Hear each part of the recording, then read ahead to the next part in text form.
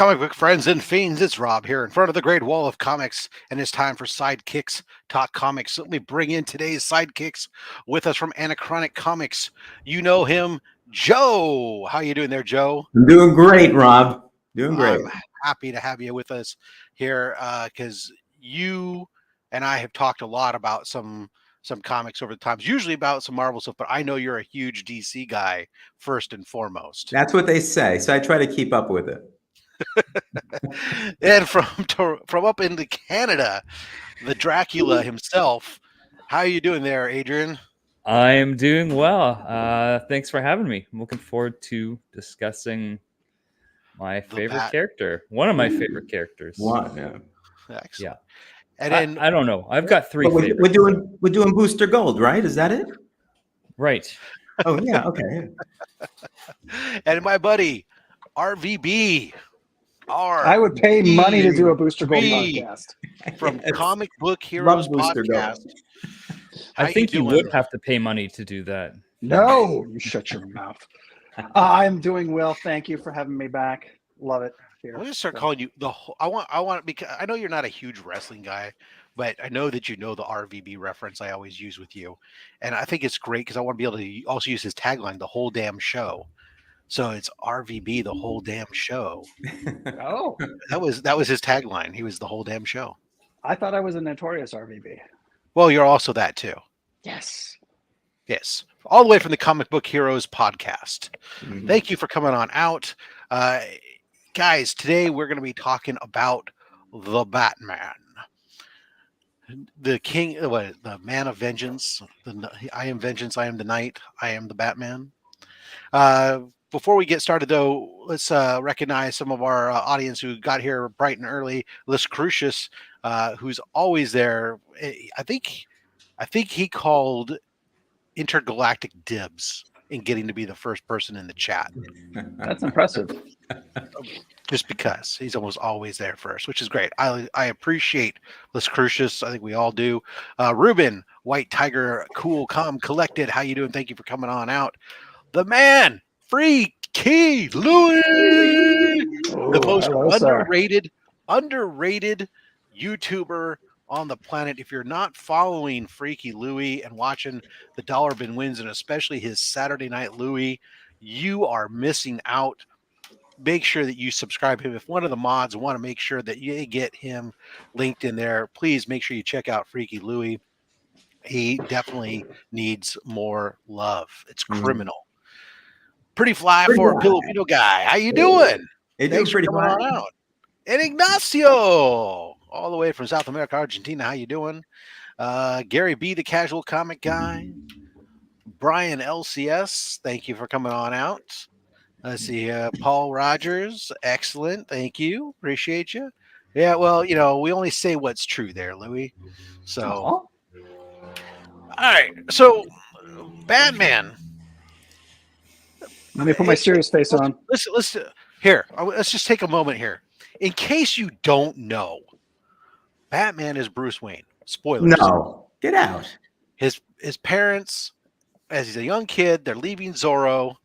Parents get, there's a robbery. Parents get shot and killed. He witnesses. He's an orphan living with his butler.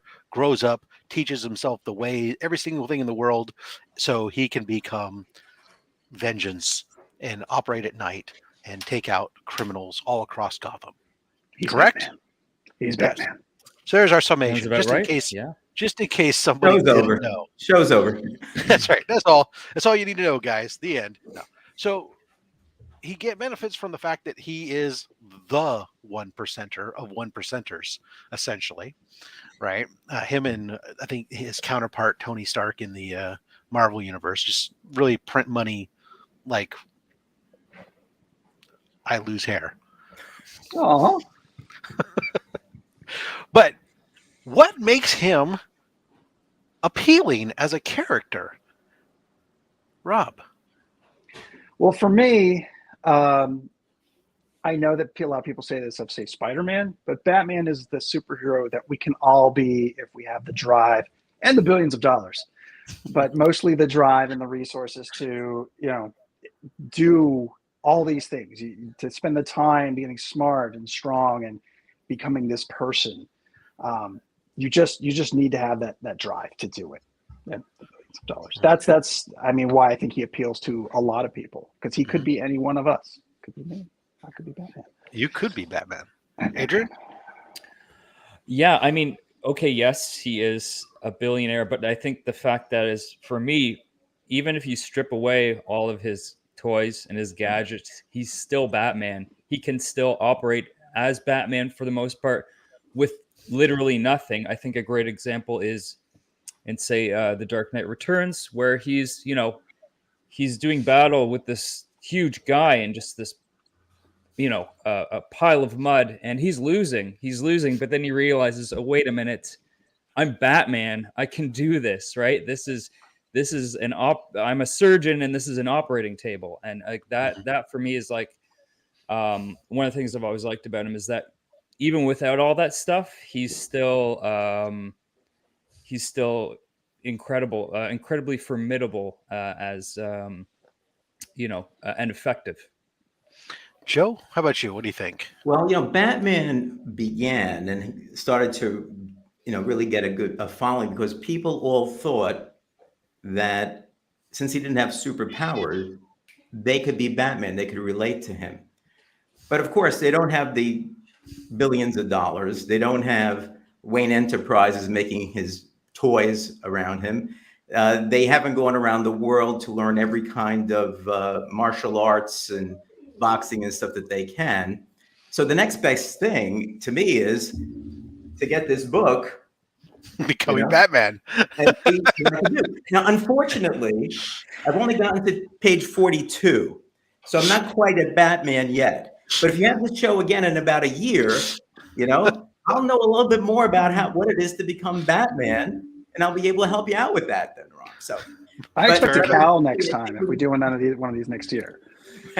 When you do take a look at it, I mean, that really was the point that Batman was. He was supposed to be, he's the world's greatest detective. He's supposed to be something that we can all aspire to, because you can't aspire to be, an alien from a world with a red sun and happen to have, a rocket ship come here, or have an alien die and some green ring go on your finger, that type of thing. So that was really the essence of Batman. And I think, as we get into a little bit more about the psyche of him and the psychology of it, I'll have some more to say about that. But that's what I'm going to say. Yeah. I just wanted to say, Joe, on your point, I probably have just about as much a chance of being an alien as I do of a billionaire. So. Yeah.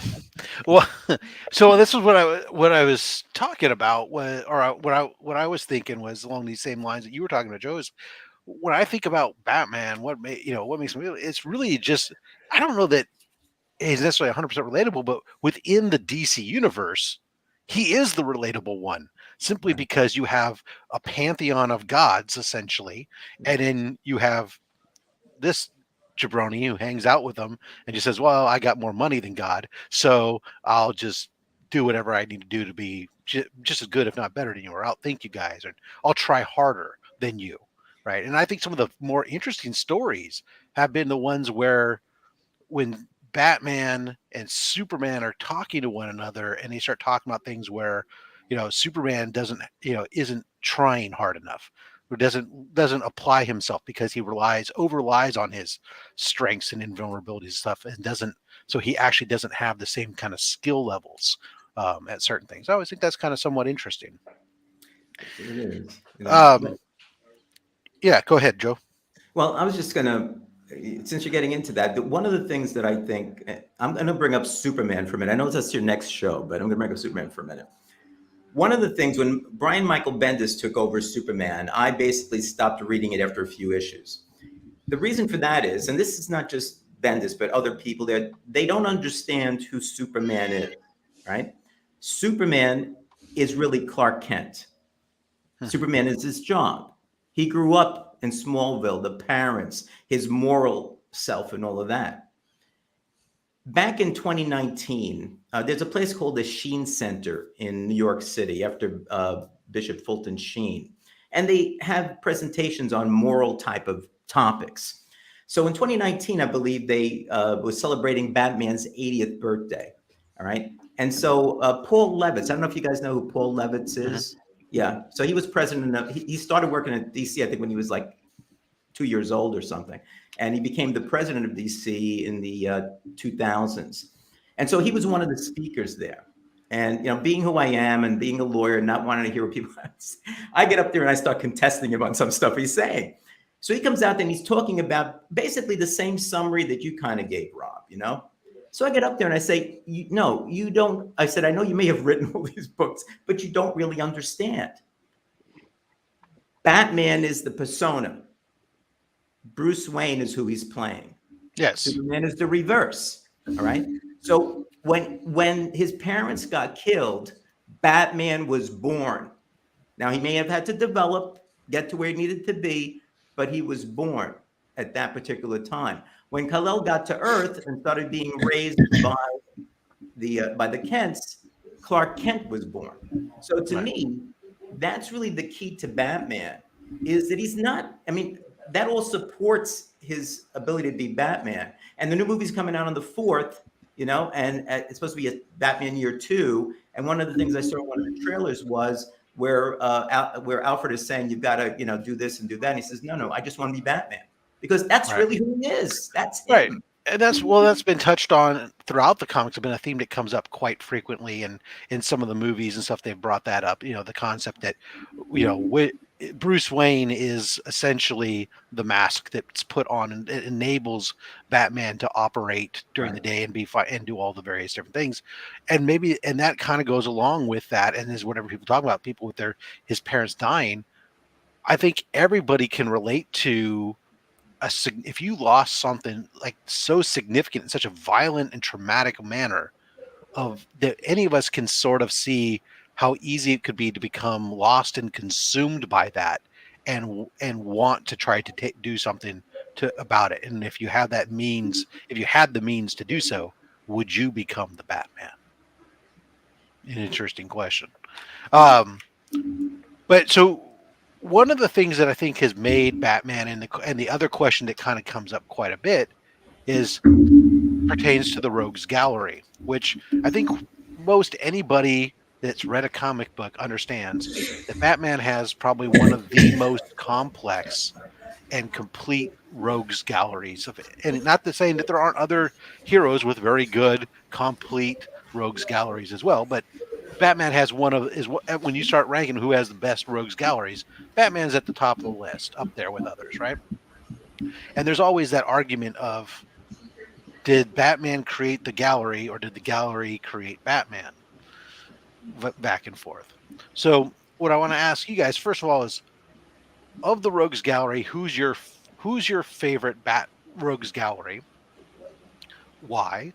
And quickly, what do you think? Did Batman create the gallery, or the gallery create Batman? Joe? Wow, geez, that's kind of, you know, I mean, it's easy to say the Joker, but I have to say I kind of like the Gangster Penguin a bit. Mm-hmm. You know, maybe because I'm Italian, I can relate to it. But I kind of like the Gangster Penguin. I think he's kind of cool because he's in it for the money, and he's kind of illegal. Now, in terms of who created who, I have to go back to my friend Pretty Fly, because he started peppering me with things once he found out I was going to be in the show. And I kind of agree with him. I think, I'm not sure who created who, but I do think that they both sustain each other, you know? And Pretty Fly was pretty specific about this. He was going down each one of them. He basically said that Batman plays off of them. Like, he uses fear like the Scarecrow, for example. He hides behind a mask because he doesn't want to be, I forget what you used, Pretty Fly, what word you used, but basically doesn't want to be as whatever as the Riddler is. But I do believe that they support each other. And to go back to one of my pals, Peacemaker, without using the expletive, Batman just doesn't take care of these people because he needs them to escape so that he can be Batman. I think there's something to say about that. All right, Rob. I mean, outside of going through the obvious Joker, I would say probably the Riddler or Two-Face. Riddler just because I think he's neat. I going from like the Frank Gorshin version to all the other ones, he just looks neat and he's a fun villain. But I will go with Two-Face just because he's the second dangerous villain there, and he's as smart and he's as dangerous and he's unpredictable, and I find that to be very fun, and really haven't seen him done that well in outside of a brief era, the Dark Knight stuff that he was in there for 5 minutes. We haven't seen him done like really well any other time. I was reading like what Pretty Fly was putting in the chat, and I have to say I never really thought about Gotham creating Batman, but I think Gotham just corrupts everything that it touches. I created Batman, but it also kind of bounced off of him, and everybody else just kind of joined in. Because nowhere else in the DC universe do you really get that sort of corruption and character. It is a hellhole, is not. It's evil begets evil, and corruption begets corruption, and all of these villains they're all Gotham homegrown. I mean, occasionally you get like a Bane or something that comes from outside, but even then that was still Gotham and Batman related. Right. So it partially Batman, but I will have to agree with Pre-Fly that a lot of it comes from Gotham. It's a self-feeding thing, prophecy. Got it. Adrian. Yeah, so I'll start by saying there's been 3 characters that I've always considered, my favorite, my top 3: Spider-Man, Wolverine, and Batman. But if I had to pick one, what puts Batman over the top, over the edge, is his rogues gallery, specifically the Joker, who absolutely is my favorite villain. I mean, Rob, you were talking about Two-Face being dangerous and unpredictable. I don't think there is a single character in comic books more dangerous or unpredictable than the Joker. I mean, he does. He is chaos, right? He's nobody understands why he does what he does. He just does it because he can, and his drive to whatever it may be at the particular moment, whether it's poison the well or blow up an orphanage, whatever it is, his drive Batman's drive for vengeance is only equaled by Joker's for essentially pure chaos. And they're caught in this endless loop with one another. Who created who? I mean, I think they are at all times creating each other. I think that's going to go on forever and ever. I don't think you can at this point. I don't think you could ever have one without the other. Well, since it was re-envisioned in the 70s, bringing the Joker into what he is today, what we've really seen with the Joker, especially, that makes him unique, isn't so much that he's chaos for chaos sakes, as much as he is, and I think it's been pointed out pretty well recently by both Harley and by Punchline in various elements, is that the Joker is just obsessed with Batman. He's lost sight. Punchline talks about he's lost sight of the mission, and all he cares about is just trying to break Batman. And just like Batman's so they are now the yin and yang, the opposites of each other. They're just both completely consumed with one another, and as much as anything else, which is all with Gotham being just the secondary, the collateral damage, if you will. Yeah, exactly. It's a stage. It's a stage, basically, for them. Yeah, exactly. So the other unique thing of Batman is, of course, Batman introduced to comic books the sidekick, essentially, right? And there's been many sidekicks, an expanded Bat family, and everything else. What do you think about how does the Bat family work with Batman? How has it evolved? Who's your favorite member of the Bat family? Let's start with Adrian this time. Yeah, I mean, for me, the whole Bat family, it has always kind of been secondary to me in terms of my interest in the character. I think at this point, it might have expanded maybe a little too much. There's a lot of characters. I don't even remember them all right now. I mean, if I got to pick one, I guess I'd go with Jason Todd. Probably just because he's the one I'm most familiar with at this point. Okay. But Batman, he still, it's not that he operates best when he's alone. It's just that he's entirely capable of operating alone. And, having the help from the Bat family, it's been, when you saw something like, say, the Joker War, which is a story I was not a huge fan of, but, you can see how it does allow for a lot of kind of different routes for a story arc to take, in that you have all these different characters who are essentially doing what Batman is trying to do. So I just think it may be a little too big at this point. Okay. Rob? I primarily like Batman when he works alone, but there is a place for all these characters. Usually when I would read Batman books, historically, it would be him alone with the occasional appearance of a Robin or a Batgirl or whoever. But if I had to, when I really dipped back in, that was when Damian was introduced for the first time. And that's the sidekick I'd probably go with right now. I have a love for them all, but the one that I enjoy the most reading about is Damian. He's just a little monster, and he's fun. Cool. Joe? I would tend to agree with Adrian and Rob that I like the Batman stories when he's alone, I guess, is the way to do it. But he's never alone. He always has his trusty butler with him, Alfred, and at least he did. But in any event, I really, as the one that I like the most, I mean, there were some really good ones, but I think, was it Gail Simone during the New 52, maybe? She took over Batgirl, that iteration of Batgirl. And I bought all 52 issues. I loved that run. And it really kind of enamored me to and this is the Barbara Gordon character, right? So it really enamored me to that Barbara Gordon character and that Barbara Gordon Batgirl at that point in time. So, although, yeah, Damian, I remember coming in, I have those comic books too, and that was kind of cool, and he's still kind of a cool character. Nightwing has recently been really, really good as well. But I don't know, Batgirl kind of is, I'm in love. What can I say? Fair enough.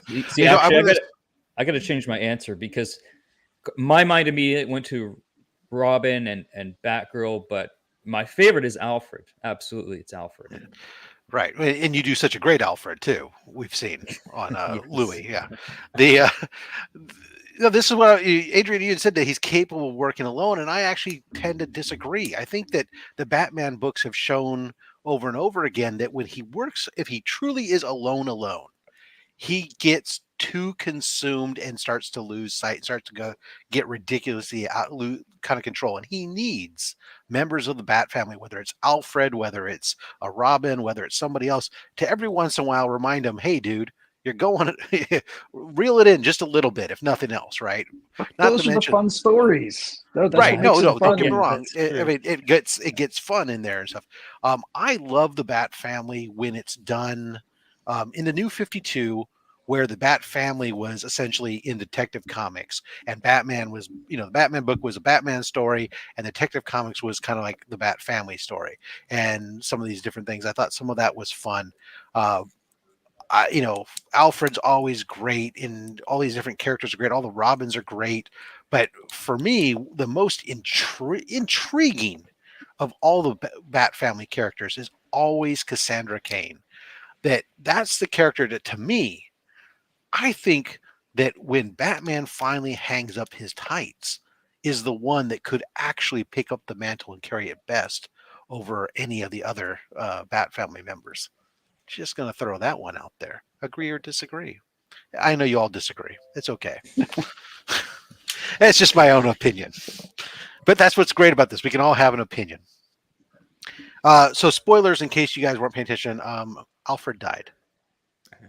Now, yeah, that was like 5 years ago, though. And he was the one that was always there, based on what you were saying, Rob. Well, and there's been some great stories that came out of that with all the Robins and the guilt, even playing into some of this stuff, the guilt that Damian's dealing with, being that he feels responsible for Alfred's death. Kinda Should was. Alfred stay dead, Joe? Yeah. Should he Adrian? stay dead? No. Yeah, should no. You want to see him come back? There's no Batman without Alfred. What I was getting at beforehand Uh-huh. is you can pick your favorite Bat family, and now Adrian said that he likes Alfred, but Alfred is so many things to Batman / Mhm. Bruce Wayne that I really don't see how Batman could go forward without him. I don't think the Bat family is enough. I mean, the Bat family is almost peripheral. Alfred is in here. He tied the family together, really. Yeah. Every Yeah. time somebody wanted to pull away, Alfred was the one to bring them back in and basically apologize for Bruce. There's a multiverse. Let's bring him in from somewhere else, where Batman's dead and he needs somebody to help out. That's my view on it. Okay, fair enough. Adrian, is Alfred need to come back, or is the return of Oracle enough? Oh, that's a good question. I mean, possibly. Now, as I said, I really like Alfred. But you know what? I wouldn't mind seeing them, kill off a character and that character stay dead. I'm actually really okay with that. But like Joe said, there's multiverses out there. He could show up any day now, and I have a feeling he probably will. I'd be okay with him staying dead. Actually, all the old stories with him are still there, and like you said, he's still, he will always be a part of Batman, and if I'd like to see them stick to something and say, Alfred's dead and that's it.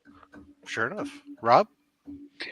I mean, I'm honestly surprised that he's been gone this long.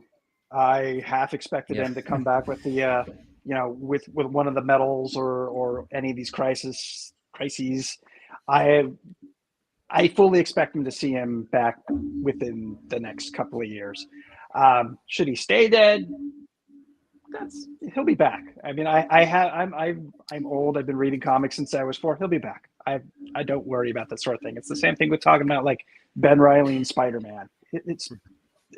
Everything reverts back to a status quo, and we get new stories from it. It just depends on how they do it. Yeah, I don't know. Bucky didn't stay dead, so nobody is safe. Yeah, and remember Batman was dead, and we found out he went back to prehistoric era and had to work his way back to, he became, different type of Batman through the eras and stuff like that. So right now, that's just not in the cards. Flash was dead for how long? 22 years, I think. 15 years, something like that. That was the longest stretch I could remember of anybody being dead. Yeah, I mean, aside from an alternate version, though, I would like to see Alfred. I could, at least for a while, I agree. Let Alfred be gone for a while. I mean, I think it's a lot of good, interesting stories to be done, especially if he comes back. How does that affect the stuff that's going on with Nightwing, who's basically come into all that money because of Alfred? I mean, that was an interesting plot twist. Yeah. Although the reality is, if he does come back, it doesn't necessarily have to be this via an alternate from another universe or something. As if you remember, a lot of the speculation early on was going to be that Alfred hadn't actually died, that it was Clayface. We haven't really seen Clayface since Alfred's death. So that plot thread is still dangling out there like a participle. Anybody could write him back in there in 2 pages. It really wouldn't take much. It's just whoever that writer's who wants it. Speaking of writers, that's great segue here, Rob. Yes. When it comes to Batman, you could build your dream team: a writer, an interior artist, and a cover artist. Who's your dream team? Oh gosh, that is hard. I mean, on the covers, I'd probably pick a Brian Bolland, just because I love that Killing Joke cover so much. Interiors, there's so many people to choose from. I mean, do you want to? I mean, can we go with dead people? Because I really love the Norm anytime Batman. From any time. You don't have to pick current. It could be from any era of Batman. You can mix and match.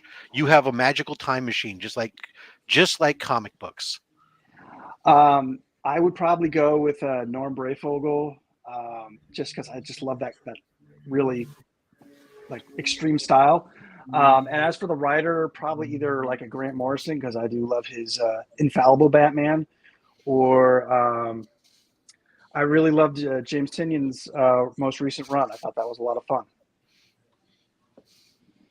Okay. Adrian? Writer, I would have said Chip Zdarsky, and that's actually happening, so that's pretty good. I I would go maybe not for a extended period of time, but I wouldn't mind seeing Garth Ennis write more Batman. I was really kind of intrigued by what he did with Batman Reptilian. Mm-hmm. Interiors, I would like I absolutely loved Greg Capullo's interiors. I want him to draw Batman again. And covers, Brian Boland's a great choice. I'm gonna go with get some Bill Sienkiewicz Batman covers happening. Ooh, fine choice. Joe? I don't know. For the writer, I'm going to pick probably an unpopular choice, but I liked Scott Snyder, and Court of Owls and that type of stuff. That really intrigued me. Yeah. So I think I'll go with him. For interior, well, first of all, let me get to covers. It's a really tough choice, but I think I'd go with probably with either Delotto or one of the people doing that stuff now, because they could be hanging that stuff in the Louvre for all I know. But if I wasn't going to go for somebody that was pure artiste, I'd go for Neil Adams. I mean, that's a throwback for me. And I mean, his Batman looks different, but it's really intriguing. And I put him on the inside for sure. Yeah, no, I definitely had Neil Adams as one of my artists there. I was torn on the cover artist personally for myself as whether or not a Jim Lee or I gotta admit Bermejo has been just killing. Bermejo's good, yeah. Killing Batman covers. Yeah. But writer, I do like Snyder as well. I mean, I gotta admit, in bursts, but you got to limit how long he's allowed to go before you have to swap him out for a moment, because give him too much and he just starts to kind of meander a bit. Yeah, he's got a lot of good ideas, but I have rarely seen him stick the landing on a lot of his big stories. Yeah. All right, so I do want a couple more things I want to kind of touch to here, real quick. Favorite Elseworlds story. Batman's got a rich Elseworlds history of these other stories that happen with the Batman elsewhere, or elsewhen even. What's your favorite, and just Cliff Notes why you like it? Let's go with Adrian. My favorite Elseworlds one. Okay. Yeah, that's a good question. Because when I think of all my favorites, they're kind of canon,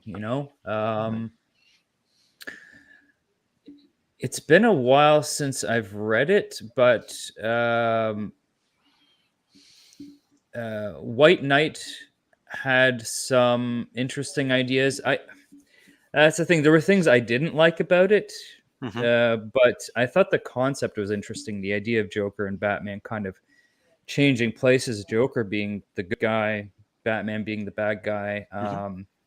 It wasn't, I guess, executed quite how I was expecting, but I certainly still really like the concept. I'd like somebody to kind of maybe take another stab at a similar story. Okay. Joe? It's kind of funny because I'm trying to think of some of them and they weren't coming to mind. And the only one that came to mind was White Knight. And only because I didn't read it originally, but I read it on, what is it, DC Universe or something, maybe about 2 or 3 weeks ago. And I actually tried to, that's such a wonky app though. It's unfortunately, it's just not the best app in the world. But as I went over it, I would tend to agree with Adrian. I was a little disappointed at the end, not extremely, but I thought that the progression was really good in the way that the Joker was positioning everything. And I don't know. It just seemed like I wanted a little bit more at the end. Felt the same way. Yeah. Yeah, I couldn't think of any. I can't think of any other ones offhand. I'm sure there's No plenty worries. of them that come up. Rob? I'm going to go with the first official Elseworlds, Gotham by Gaslight. That Mignola art is awesome, and it's just really cool. And it's like one of the few DC animated movies that I really enjoyed, even though That it's is good. Yeah. halfway through it goes kind of crazy, but it's a great book. I would expect nothing less than you than Gotham by Gaslight, to be honest. I'm going to have, for me, I got to go with Pretty Fly here. Speeding Bullets was one of my absolute favorite.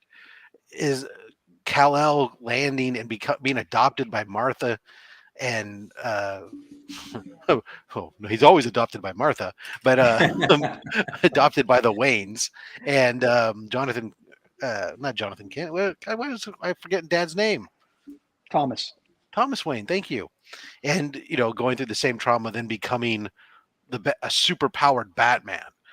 It was something that was just scares the bejesus out of you. The concept of that kind of what that could be. Very, very interesting. That was my second choice. I love that one. It's fantastic. Quick round here. Favorite alternate Batman. So somebody who's either stepped in as Batman or played or been Batman in a different time or whatever else. Let's go with Joe first. Yeah, to me, it's an easy one. When Batman was quote unquote lost in time, Dick Grayson took over, and there was that run. And it wasn't so much Dick Grayson as Batman because he didn't fill out the costume as well, but it's really his interplay with Damian. That whole series like that was just a terrific series, just because of him trying to get anger out of Damian and get him to become like quote unquote the Robin, I guess, that he could be, and trying to teach him based on what he had learned from being Robin and essentially being, I won't say the dad, but the big brother that didn't have him, really trying to, it was really all psychological to me. I mean, the adventures were okay, but it was really that relationship that made it for me. Yeah, no, I agree. I mean, that's a very good example because you still see today how Damian looks to Dick Grayson over his father or anybody else and respects what he says based on all that interaction. Adrian. So I immediately go to not because he was a good Batman, but because he wasn't. And that was after the Nightfall storyline when Azrael became Batman. And anyone who thought Batman was a psychopath before, it was like, oh, wait, no, he actually wasn't that bad. This guy's much, much worse. It was a very, very interesting clash in style and appearance. Absolutely, yeah. And that armor, that was a very memorable moment, to go from you have this broken Batman to let's see who the new Batman is. What's he going to do? Oh, he's got this crazy suit of armor with knives all over it. Okay. Yeah, slightly more disturbing than Commissioner Gordon's Robotech Batman costume. That was terrible. That was so terrible. Yeah, well, that would be kind of like if we visited the worst Batman, alternate Batman probably, is Commissioner Gordon. But Rob. Mine's going to be a combination. Shut up. I think I know yours, though. But mine's going to be a combination of everybody's. It's going to be Dick Grayson right after Night's End for the Prodigal storyline. I just thought that was really cool. It's the first time that I know of that Dick really got to be Batman in continuity, and I just thought it was really cool. And who is mine, Rob? I would guess Terry McGinnis if I had to. Absolutely right, Terry McGinnis. Yeah, I love Batman Beyond, and I know you do. And yeah, I think that this stuff that he does is very interesting, and I love all the different runs of Batman Beyond. Terry McGinnis, very interesting. Essentially, as we find out, part Bruce Wayne. Spoilers. All right, let's see here. Spoilers from 15 years ago. I just like to say spoilers sometimes for the sake of saying spoilers. You got to whisper it though, like that. Spoilers. Oh no! I can do worse. I can sit there and go, Oh no, we're too big for the background. Never mind. My spoilers background. Let's go back to the Batman background that no one can see. Okay, last question. Let's talk about Batman. We know we talked about the beginning. We talked about what drove him, his origin, where he comes from, what drove. Is Batman sane, and should he belong in Arkham? Rob, is he sane? No. Does he belong in Arkham? No. I mean, it's he's providing a service. He's doing the job that no one else can do.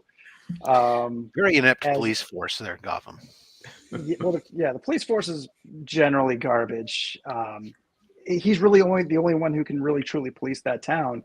And if you take him out of there, there's no more Gotham. It's gone. It's a crater. You just can't. You can't stick him in Arkham. He'd break out in 5 minutes.